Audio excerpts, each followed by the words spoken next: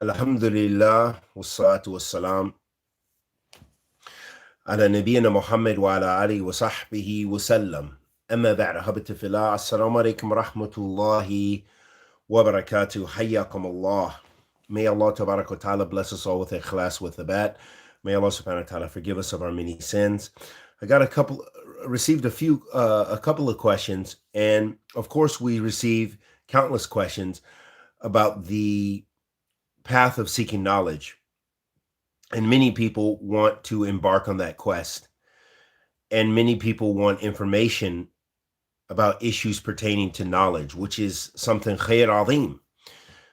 However, not everyone will actually embark on that path, as it is a steep path, as we mentioned many times. And walillah ilham, the scholars have mentioned, and the students of knowledge have mentioned, and there's countless lectures that deal with a lot of these issues. But since the questions were asked, I decided to deal with these two questions at the same time and do it live for those who wish to be here. So the first question was actually requesting that I do a video on young people seeking knowledge, how they should go about it, and want to stay away from that which is dangerous. I'm not exactly sure what they're asking there. And traveling and seeking knowledge. Jazakallah khairan. Wa iyyakum. So, from what we do understand of the question, it is a request for asking for some general advice for someone who is a young person seeking knowledge. And I would probably say that as a young person or an older person, probably give you the same general advice, in that this is a high, a higher duty and a great and beautiful duty. And it seems that the person is asking about traveling and going out to seek knowledge instead of staying in their home country. Wherever you seek knowledge, you want to seek knowledge in a very serious fashion, and you want to have your intention for the sake of Allah Azza wa Jal, that you are seeking knowledge in order to come close to Allah subhanahu wa ta'ala, to worship Him and Him alone, to gain beneficial knowledge, ilm nafi', so that way you can benefit yourself and maybe perhaps benefit your community.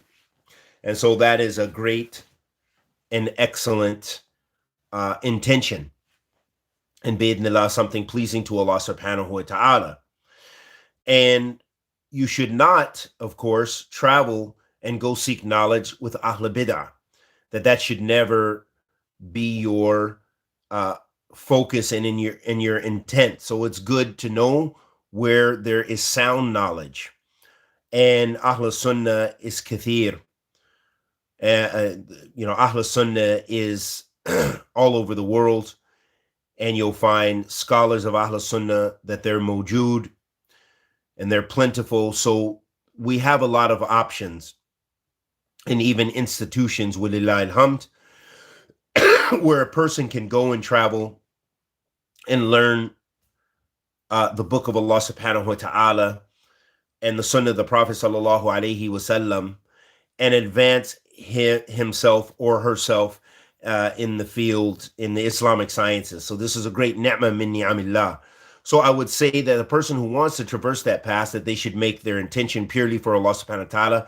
They should also make isti'dad, meaning they should prepare themselves with provisions, either gathering wealth so that way they can afford to seek knowledge if they are going on their own accord, and they are going based with their own provisions, unless someone is paying for them, or unless they have a scholarship to go study in an Islamic university or some institute.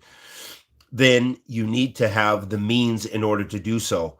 And another point I would mention is you want to be consistent. This is very important when seeking knowledge, that you don't take time off, that you try to finish and complete something, finish and complete some text.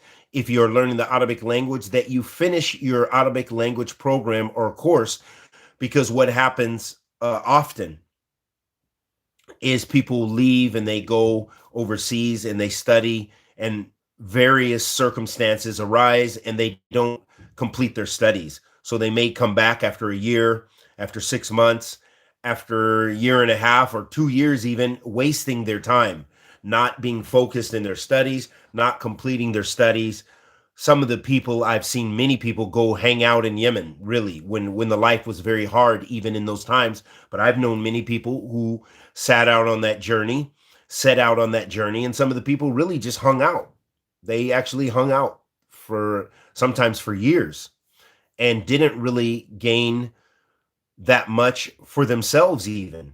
They may have elevated themselves, and that's a personal thing, because some people say, oh, so and so, he benefited, and maybe that means that he gained enough knowledge and he's teaching and he's this and that and the other.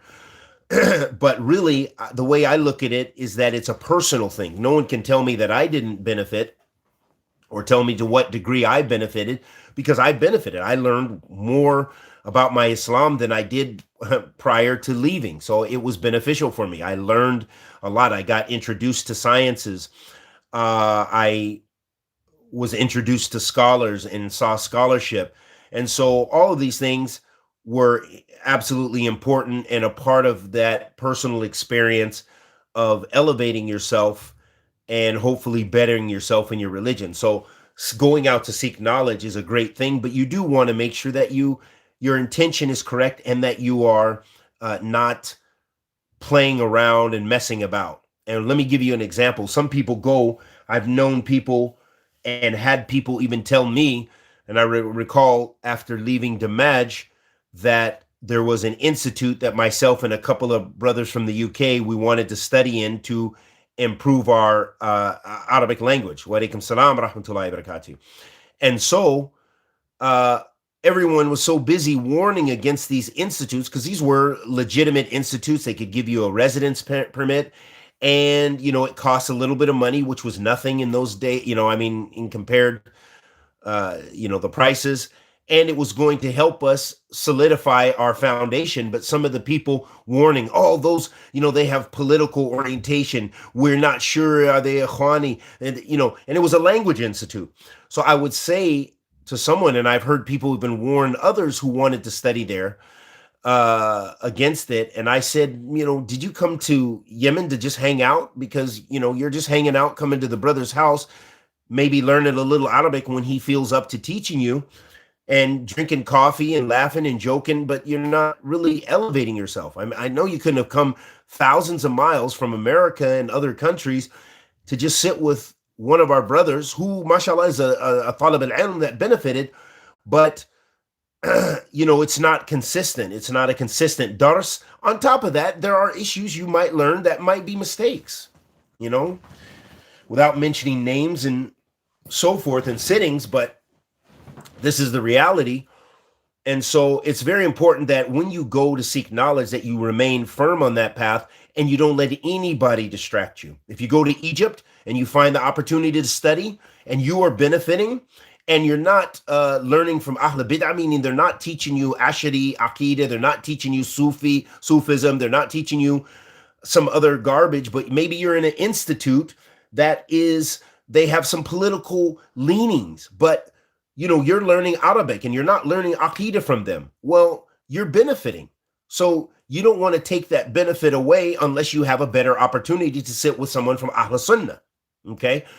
And so the main thing is you don't want to let people discourage you, because people will come up with all kind of concepts who've never studied themselves and never sat with the ulama and don't know anything about masalih wa mafasid, the harms and the benefits, and some of these issues of sitting with Ahl Bid'ah and all these things, and they will destroy your life. You may have paid a lot of money to come to Egypt or come to Yemen or come to Saudi or come to wherever you go, and then you're sitting there because everyone has warned you to go study just the Arabic language, warned you against that institute, and you're just sitting in the house renting an apartment in Morocco or something. No, you've made a difficult journey and you're striving to better yourself. You want to benefit. So that's another piece of advice I could say that I've seen, harm a lot of people and not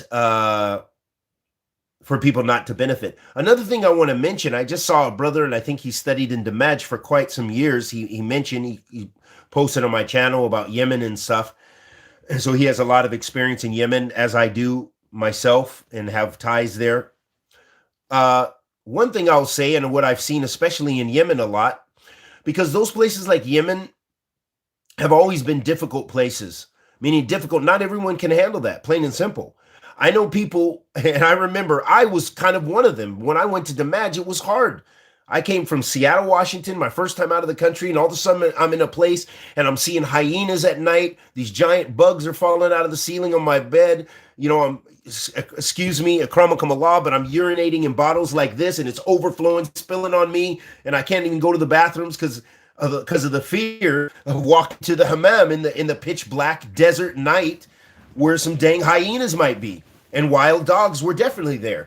So so what I would say is not everyone's cut out for that kind of lifestyle. If you go into a place which is very difficult, those places like Mauritania and Yemen are not easy places. Even Sudan, they're not easy, and not everyone is cut out for that. Not everyone can handle those kind of environments, and they take a certain type of individual who can sacrifice and who's aware of that. So it's very important to be aware of the places that you're going, what kind of environment you're going to be in, what you're able to deal with. You know, I've known people, they sacrifice, man. They got sick, turning blue, turning all these weird colors. Oh yeah, my children turned green, but you know, we're still alive, you know, and I'm dead serious. I know people like this, and I wouldn't have done it, but you know, that's the different lifestyle. I know people who lost their children. I know a very beneficial talib al-ilm, and I'm not going to name his name, but he had a child die in Damaj and buried him there. And, you know, mashallah, he's a very beneficial student of knowledge, but that was out of his hand. It was the decree of Allah subhanahu wa ta'ala, and it was the child was born, I think, there.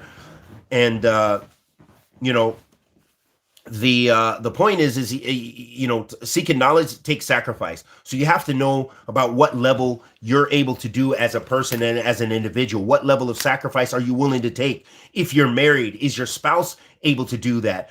If you're not married, are you able to be single and stay in an environment like that? Because maybe sometimes what I saw a lot for a lot of people is being single and going to places, you know, also was a big fitna for people where they couldn't study because they were single and they were distracted, you know, and so they spent a lot of their money and their time trying to get married.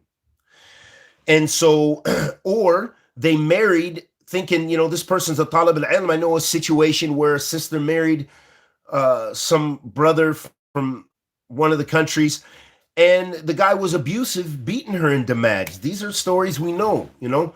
So there, you know, you have to, you know, seeking knowledge is not an easy path. It's a patient path. And and you just need to prepare yourself and be aware of what you're getting into. And this is a true story. This brother, I love this brother. I don't remember his name, but I remember he came from Germany. You know, he's a young guy, and he came from Germany to Damaj. And I remember one of the brothers had left, and so he bought his house and he bought all of his pots and pans. You know, he was like, I'm coming to stay. And then, subhanAllah, I was in Sana'a, in the capital city, and I see him like a week later. Akhi, what are you doing here? Because you were like hardcore. He said, brother, I remember he has this German accent. He said, brother, you know, I can't even imitate it. But anyway, he's like, man, he said, I didn't know what to expect. I didn't know. If I had known like this, I would not have come. He says, I cannot stay there. So he sold his stuff. He stayed maybe 1 week, and then he went back to Germany and prepared himself to go to Egypt or something, you know. So he was still going to go on the path of knowledge, but that was just a little too extreme for him, that environment at that time. He didn't know what to expect. So there was a lot of people who came and went, especially in Damaj, and people who lived there for a long time, they can attest to this, that many people came and went. You know, some people for 6 months, some people for a month, some people for a week, some people for 6 years, some people for 20 years. Just depends on the person, what they're able. Some people for 12 years. And depends on what you're able to be able to deal with, and your dhuruf, the issues that you face. So those are some things that we have to be aware of when you're going to seek knowledge. A lot of people love and glorify Yemen, and Yemen is much better meaning it's difficult as far as because there's war, there's famine, there's all this crazy stuff going on now. But uh, compared to back then when there was which is good and bad, there was no internet back then. And, it probably won't be as wild and raw in some places when it opens up, and Allah knows best. But so it really takes a type of fortitude and type of patience to be on that path. So those are some of the things I would say is to seek is to prepare yourself financially, prepare yourself and gain knowledge about the place you're going to, and so forth. I don't know what you mean by danger. So this individual asked about it and want to stay away from that is dangerous. I don't know if you mean a dangerous place where like Yemen where there's conflict, or you mean by danger, the other danger that I could see is something that's an obstacle in seeking knowledge is sins. Sins are big obstacles to seeking knowledge. They can destroy your talab al-ilm. They can hamper and cripple your talab al-ilm and cripple you as a Muslim and a believer in Allah subhanahu wa ta'ala in general. They lower your iman. They make you forgetful. All of those kind of things when you're engaged in sin. Like some people, especially now because you do have the internet. So when you can go to Jama Islamiyah, you can go to wherever you go in the world. And now with internet, you can have pornography in your room. You can have, those are real scenarios and real difficulties for some people to overcome. And that can really destroy your seeking knowledge. It can really is a major sin, and it can destroy your seeking knowledge and your focus. You don't focus very well when you're maftoon, when you're totally distracted and possessed by that sickness. So it can really destroy you and it really harm you. So, but that does not discourage. As someone asked this when one of the last times I was in Yemen, they sent a question and I took it to Sheikh Abdullah Mar'i, Hafidhullah Ta'ala, one of our mashayikh in Aden. But at the time he was the head of Dar Hadith in Sheher, in Hadramaut. But now he's the head of Dar Hadith in Fiyush in Aden. And so anyhow, I asked the Sheikh about this. I said, there's somebody who wants to come, but he's struggling with pornography. He's tested with pornography. Should he come to seek knowledge? And the Sheikh just gave some general advice about what he should do to avoid pornography. Be supervised when using the internet. Use the programs that take out pictures or take out, police your internet and, and different things and be with people when you're using the internet and stuff like this to help you fight that inclination and that disease. And so anyway, those things that's probably the most dangerous obstacle towards seeking knowledge is sinfulness. Also, of course, being lazy, just being lazy. Some people are lazy, plain and simple. They want to seek knowledge.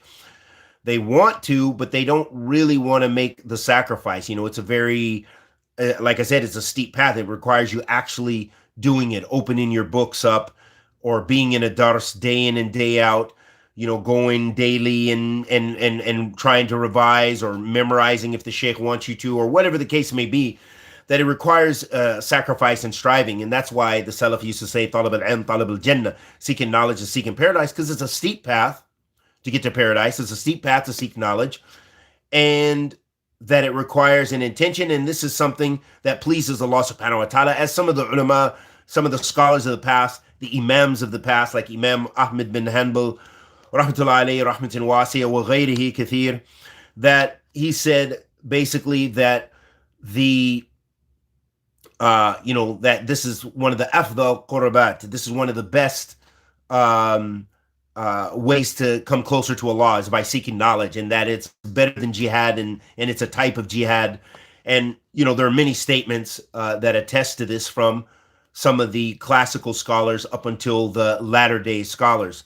So it's so that's also something very important to keep in mind, and not to allow laziness, not to allow your sins and things like this, and not to allow other people to discourage you and destroy you. Because you see the people that really sacrificed, you see the benefit that they gained. I know a lot of people, mashallah, they didn't allow people to discourage them and destroy their talib al-ilm, and they were able to seclude themselves or just be serious and stay and be patient, and it shows in what they gained. I know some brothers, mashallah, tabarakallah, and sisters even, that were patient, and Allah favored them. They're just on a whole nother level of knowledge. And so another point I want to mention is when seeking knowledge, because a lot of people have these concepts about like being graduates from Jama Islamiyah and stuff like this, which is, I never knock that. I think that's a great and excellent accomplishment, because when you go to like Jama Islamiyah or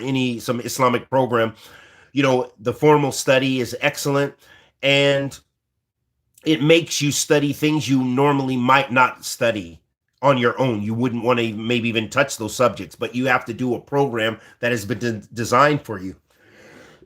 And this, can help make a person well-rounded. However, if a person just depends upon those programs, I've seen a lot of people who are graduates from Jama Islamiyah specifically and otherwise, that they were not really favored with knowledge like that, in that, like, you ask them about certain issues they totally jahil about because they didn't sit with the scholars, and they didn't, those are things they didn't really learn in the classroom. There are some things you don't necessarily get in the classroom, and you can see a different tarbiyah as well as, when people study with the scholars. I believe that wholeheartedly, and I've seen it, and, been a part of both those environments, the formal and informal. And I'm so thankful to have done both, because that really, I think it makes a person well-rounded. And for me, it was immensely beneficial to sit in those halakat like that, and then also to sit in formal classes and take exams. Being from the West, that's just a part of some of our background, or our background in general. And for some people, they like that and they thrive in those environments. So for me, that was really good to have done both. And also, and even I would say 3 times for myself, 3 different environments: formal, informal, and then formal as far as doing research. Because when you do research, it's another level when you're actually writing, for example, a thesis. And that's what I did. I didn't have to take courses for my master's and my PhD. Instead, they were research based. So that means I picked topics, had a supervisor, and, went through that process. My supervisor actually fighting me. And I also got to investigate some deep issues that I enjoyed. I wanted to know about the issue of takfir, and, because that's just the tarbiyah, the generation I come from. That was a big fitna for us. So that was something that was always interesting to me over the years. And so I got a chance to investigate and see what some of the du'a to takfir and the other people, and where did it come from? Where did this ideology come from, especially in the modern context? Who revived it? Who are some of the ideologues of these contemporary times? So when you go into research, that's a whole different type of study as well. Those are all different ways of studying, and I love it all.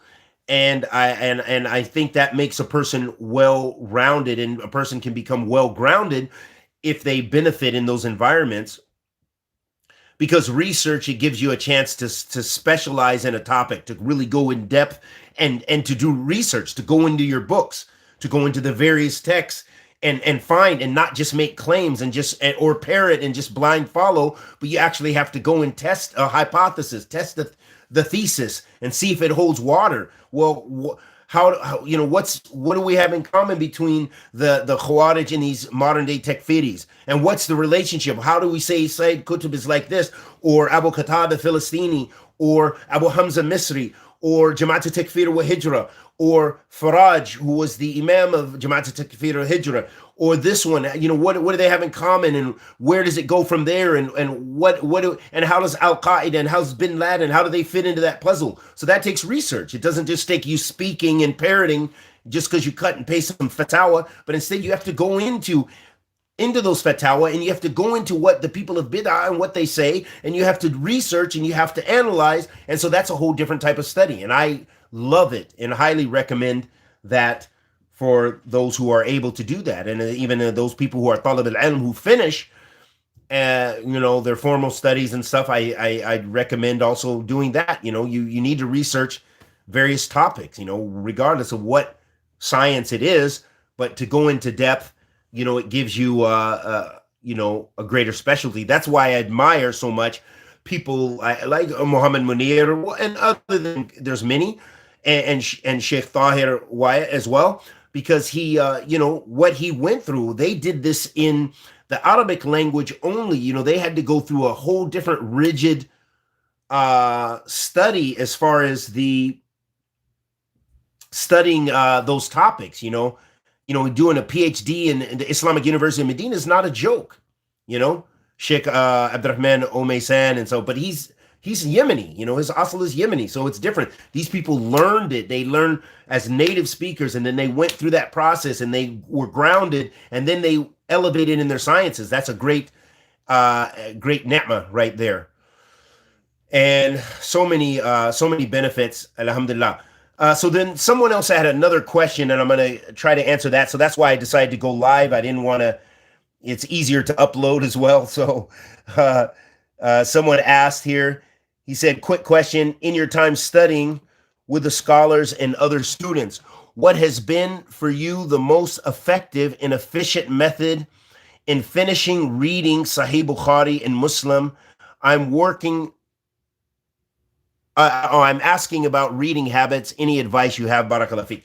So I'm assuming you mean in Arabic. So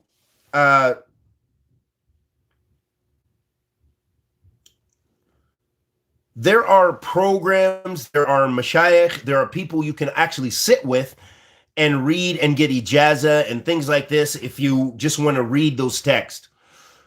But what you find also, even for Arabs, so, also as a student, that you may find that there's many things you don't understand. If I were to sit right now, even now, after having studied what I've studied, and just read Bukhari straight through in Arabic, there would be many hadith I wouldn't understand because of the text. I would need to go to Shurahat. I would probably have to bring out my dictionary as well, because there'd be many mustalahat, many texts. It depends on your level of language, your level of competency in Sharia-based terminologies, and also knowing just competency in general with the Arabic language of going back. So that's beautiful, but what I would say is probably would be more beneficial if you're a native English speaker is to read it in English as well as the Arabic, so that way you make sure you're getting the understanding. Because really what you find, what I saw a lot, now some of the brothers, because they were students and they had access to other avenues and knowledge and they knew the networks, but when I was there in Medina and stuff, I didn't really know, because I was a worker. I had to work and teach English during the day, and then I would do my talab al-ilm at night and after Asr, or the other prayers and whatever. So I didn't necessarily know. You're kind of blind. You're kind of just doing your own thing. You're sitting with scholars. You're going to durus, but there was many other opportunities I could have took advantage of that a lot of students knew, who knew the networks, and say, oh, Sheikh so-and-so is giving ijazah. He's given in the books of Muhammad ibn al-Wahhab. You sit in the haram and you go through those books, and he's going to explain, but you guys read them and you memorize them and you go. So there's all kind of informal programs, especially you'll find in the haram and places like this. And sometimes you meet mashayikh and mashayikh that are not known, but they may be really high-powered in knowledge, or they may have a lot of ijazat, and where you can sit with them. Some of them, I remember a Yemeni sheikh, his name was something Makhlafi. And me and my brother Talib Alexander, hafidhullah ta'ala, I remember we were doing a Dota. They had this course, and it was a night course where you get a certificate, and so it was sitting with different mashayikh. Some of them were professors at Islamic University of Medina, like Sheikh Abdullah, Sheikh Ahmed Ghuniman, the son of Sheikh Abdullah Ghuniman. And so anyhow, we asked Sheikh Ahmed, he gave us a little tazkiyah, because we wanted to both try, we just wanted a letter, and also maybe to try to get, to use it to get into a university or whatever. But there was another sheikh I remember, and he was teaching us something in fiqh. And Sheikh Makhlafi, who I said he was Yemeni, and he was just telling us his experience. What I really like about the Sheikh, he was so humble. The way he would talk, he just I mean, maybe it's too I don't know if it's too extreme, but anyway, I really liked him, his personality. So he invited us to his house. We talked to him at the class, and he said, yeah, so we asked him, Sheikh, Talib usually spearheaded those things. Can you write us a letter, Sheikh, da da da da da, or that we studied with you, or whatever. So somehow we ended up going to his house, mashallah, and having tea, and the Sheikh was also, he was active in doing those kind of things, like sitting and going and getting ijazat and kutub sitta and things like this, where he traveled and then they would just read for days straight, or read until they finish Bukhari and Muslim, and maybe it's over 2 days or whatever, or a week, and he was just telling us about that process and stuff. So there are many programs like that. So I think one thing, the khalasat al-qawl, or what I could say that you and I can benefit from, is it's very important to read. Actually, when I was doing the video that the person asked these questions about, it made me think. I said, really, I need to get back to talab al-ilm.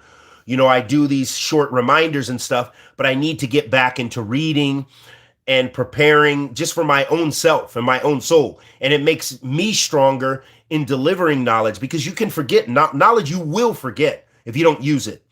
And if you, like, you lose it, use it or lose it, or whatever the saying is. Anyway, and so it's very important to make muraja. That's how the mashayikh, they make muraja, and that's why they teach. And for me, that's even why I began the YouTube now 10 years ago or more, or 10 years probably exactly, in that it was a way to, it was like, and then so it even got me familiar, some of the books on there, as a practice in teaching it on the YouTube, now that I've come up, with doing Athadi Institute. So some of those texts I will redo again, hopefully with another competency, a level of competency, and so you teach it over and over, and that's a part of your revision, reading. So if someone is serious about talab al-ilm and gaining knowledge, just reading, even reading, and that doesn't mean not reading in English. No, read in English. Read your books in English. Read all your books and keep reading, and you will benefit. So that, as far as that person's questions, so he's talking about reading habits, kethra, just read. Read. There's no, even the person, subhanAllah, look at this in the secular knowledge. And this isn't even about secular sciences, but a lot of the millionaires and billionaires, Bill Gates, for example, this is not a propping up of Bill Gates, but he definitely knows how to make money, and he knows certain things. So one of the things that he does is reads, every day. I don't know how many hours a day, and I'm looking at myself here. I'm teaching. I'm not even reading that much. And I notice how lately I've gotten really far from reading. I need to come back. So, you really need to allot yourself time to read. Just sit and read. You're only going to benefit, especially about Islamic knowledge. Just reading and reading authentic sources and reading books. You become familiar, and it really, there's not enough that can be said about reading. There's not, that alone you could talk about for forever. So I see there's a couple questions. I'll try to deal with them as much as. Assalamu alaikum. After Dina Books, what is a good Arabic speaking program for those of us hope to go to Arab countries for ilm? So if you finish the Medina books, then you probably have, you should have enough competency to speak Arabic. Okay. And the with the Arabic speaking, it is like anything, like any language, it's mumarasa, meaning it's being continual. It's being, continuous in your practice. And what I would say is, in all honesty, you'll learn speaking, but speaking is not really the goal. I know some students that are graduates from Jama Islamiyya even, that their Arabic speaking is not all that. It depends on how much you mix, maybe with the people or mix with the mashayikh. I was just listening. I listened to a little bit of the Brixton broadcast today when I was on my way to go hiking. And I listened to Suhaib, the brother who Sheikh Suhaib, and I don't know. I guess he's in Brixton, or maybe he's in the masjid with Sheikh Abu Osama or what have you. But anyway, I listened to his Arabic. His level, it was fantastic Arabic. And very strong and the excellent translation, excellence in delivery. I was just it was really, really high level of, you could see the high level of competency in the language. And I notice myself that when I get out of certain environments, I forget a lot, and I forget a lot of the speaking. So for me, the speaking, I only care for myself to be able to communicate, because I have learned Arabic. I don't want to forget it. It's just to keep something and to be able to speak to ulama. If I have questions, to be able to, if I get a chance to go back to those lands, or at least to call and things like this, I want to be able to communicate effectively and competently and have good comprehension. That's it. It's not about being a fantastic Arabic whatever speaker. So you have to determine what your goals are. Your goals, as my goals were, more so is just comprehension. I want to understand lectures. I want to understand khutbahs. I want to be able to speak. I want to be able to, ask questions, and I want to understand. So those are some of the things. You have to determine what your goals are as far as speaking. But you will develop speaking if you go there. That's the best way, is immersion. Because I know a lot of people, in fact, for those of you who are aware of the actor Morgan Freeman, his nephew, he was in Yemen. His nephew was in Yemen. And we were teaching English. His nephew was an English teacher. And at that time, he could speak much more fluent Ammiya, it's called, the local colloquial Arabic dialect, than I was. He was just spitting. I remember him talking to, and I had studied, and mine was formal. I'm speaking Fusha and stuff like this, but he could rattle. He could just like boom, because it was practical. He may not be able to read or write or anything, but speaking, some people are good at speaking. They listen and they just develop, and it's their personality. There's a lot of things that go into not being shy. So he was speaking. I remember he was speaking Ammiya to the Yemenis and different people. And so that's depends if that's your goal. So I see some other things. Who can trust to get Islamic knowledge from? If you can't go to a university, can you recommend certain sheikhs? If you mean that you have Arabic language and you want to study from mashayikh, or you're talking to, I don't know if you're talking about Arabic or you're talking about in English.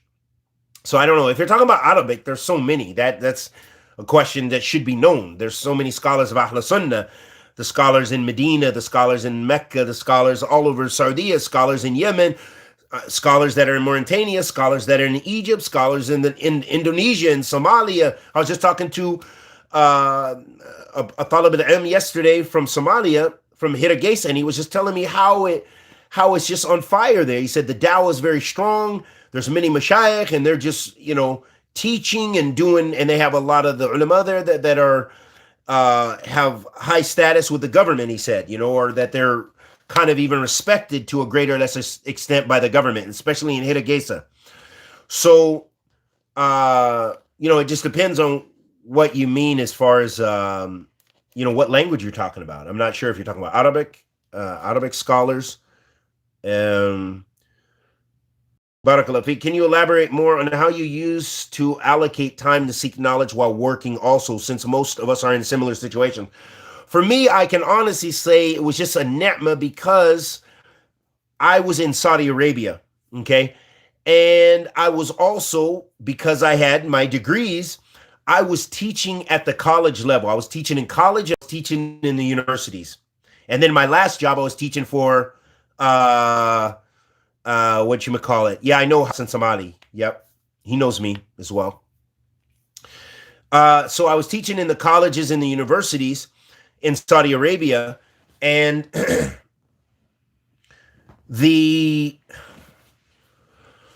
so there, especially back then, you had so much time. I would like teach a full schedule. I was teaching like 3 hours a day, I know a brother who's still there, and I'm mad at him. He's my man, though, who still lives in Medina. He's been there for years, and he teaches at Thaiba University. I don't want to mess his job gig up, but this guy, man, he gets, sometimes he's doing 2 lectures, 2 hours a day. He can pray in the haram for dhuhr and the rest of the salats. He's going to all these durus. He's just benefiting.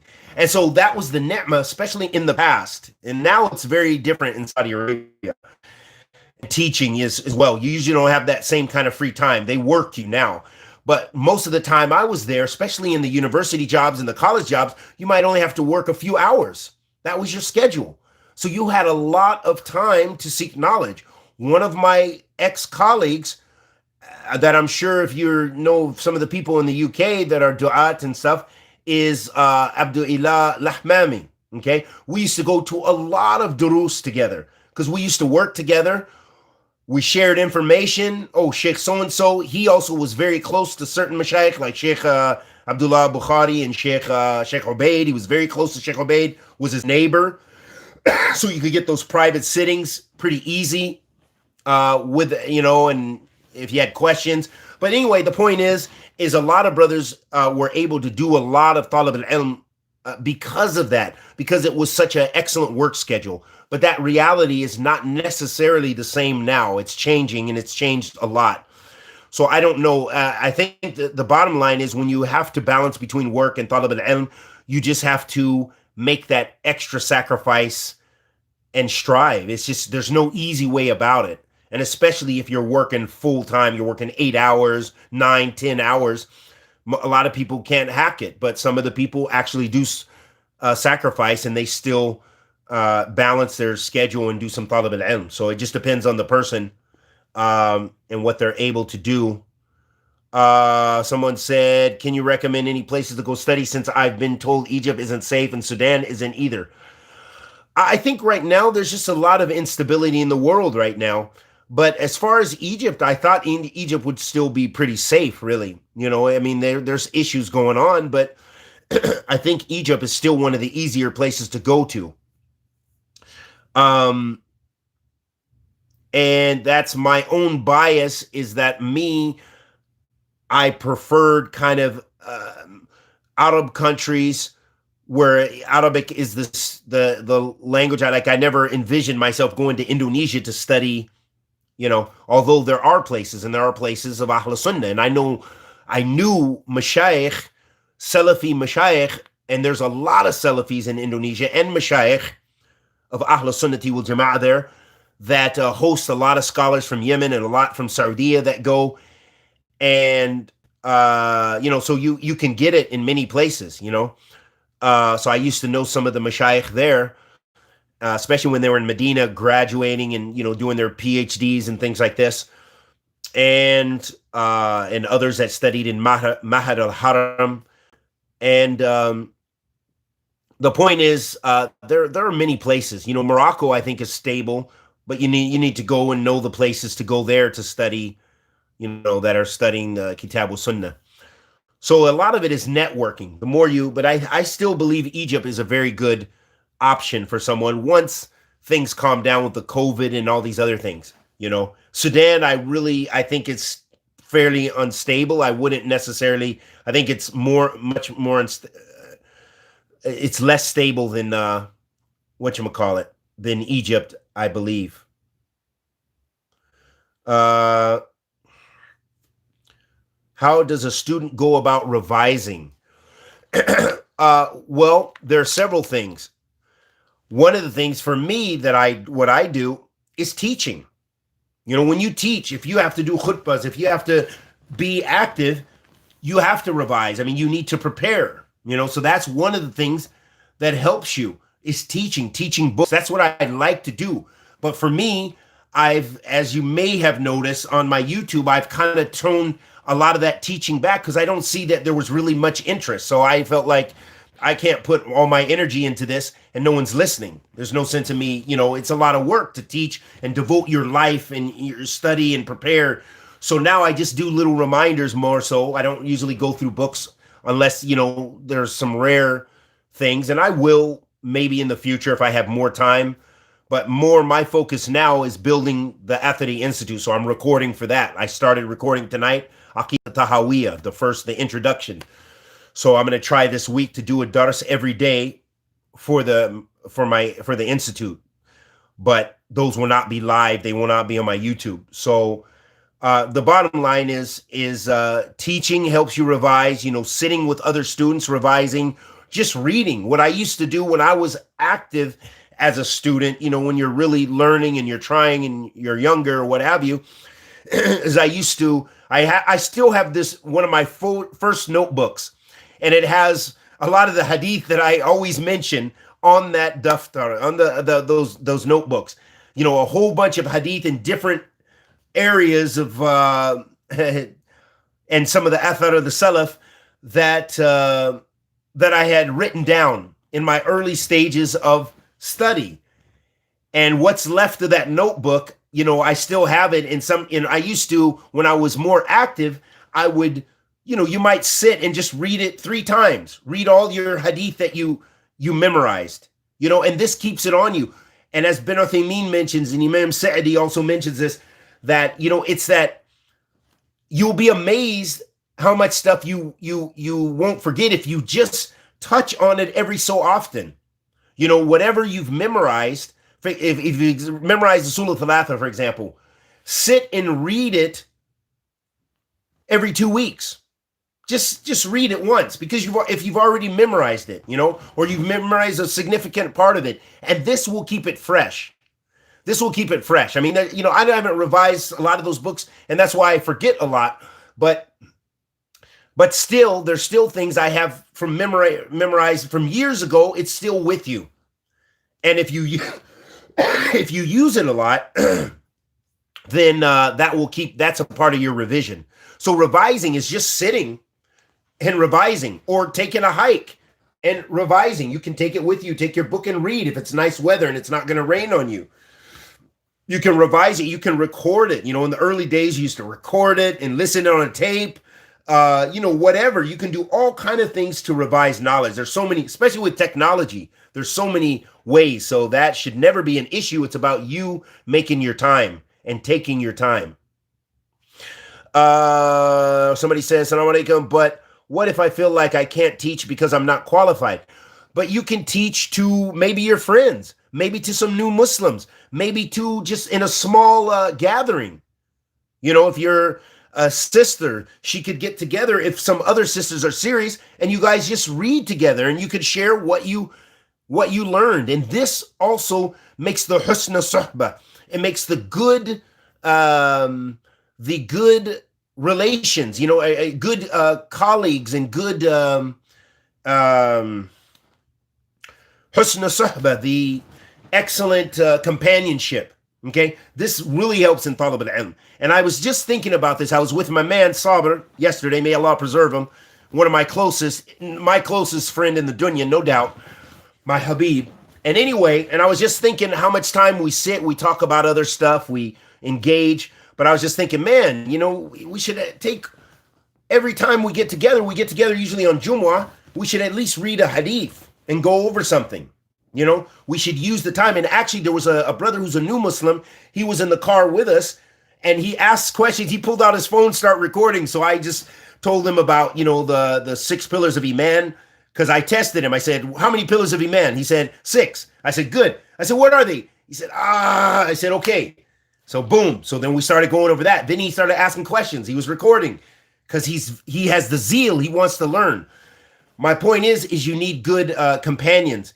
You need to sit with people. If you have a younger brother, younger sister, whatever, husband, wife, have those durus, have those things which engage one another. And this is for your teaching and your revising. This will help you. It's very important to be able to explain and articulate your knowledge. Is very important, especially someone who's going to be a da'i, who's going to teach and what have you.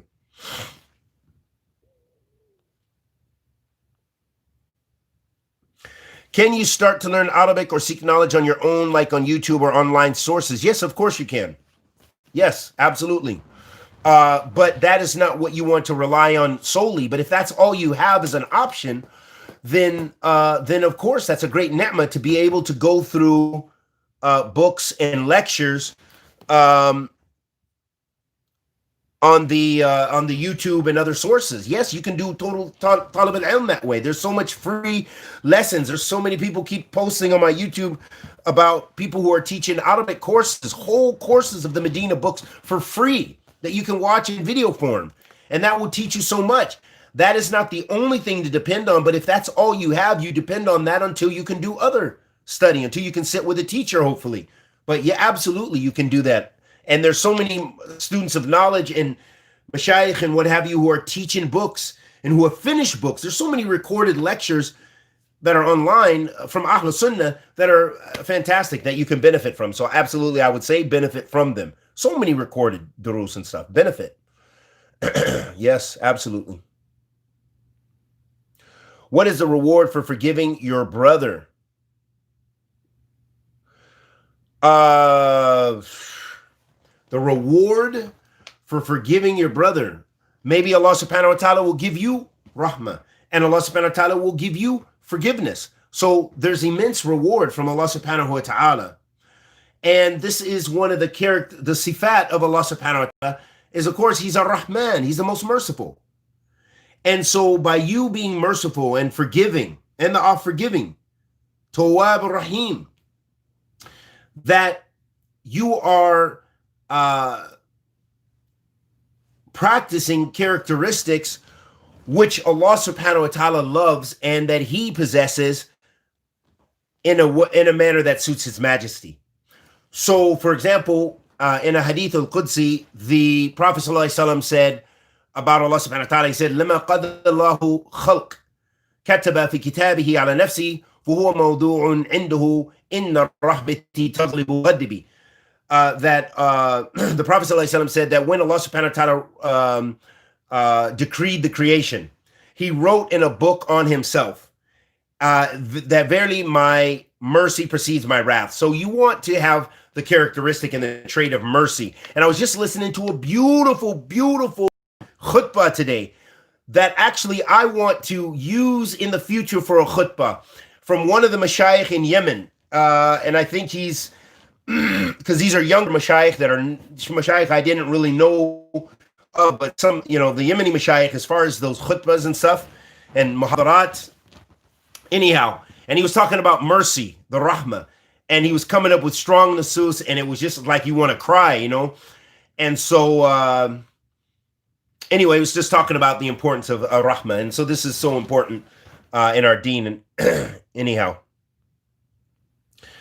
I think we have great scholars here in the U.S. we can learn from. Many brothers made that trip from knowledge so that way we can have it here too. Yes, absolutely. You can learn. There's many students of knowledge and some that are a level of scholarship that you can benefit tremendously from. No doubt. No doubt. Does it negate going overseas? I think there's another level and some other level of knowledge that you will gain by going overseas, no doubt. And sitting with major scholars and stuff is a whole different level, a whole different ball game. But that doesn't take away from the ni'mah and the ni'am that you can get right here in America, or if you're in the UK, or if you're in someone else.